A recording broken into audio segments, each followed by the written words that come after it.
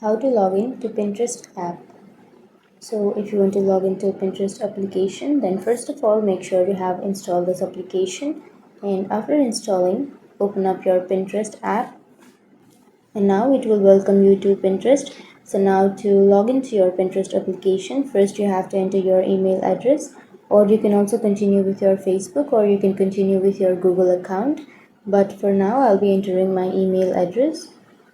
And after entering, you can tap on continue, and now you have to enter your password on the next step. But if you forgot your password, then you can tap on forgot password, and then you can reset your password from there. And now enter your password, and after entering your email and password, you have to tap on login. And that's it. That's how you log into your account. And if you have any questions, feel free to comment below. Thanks for watching.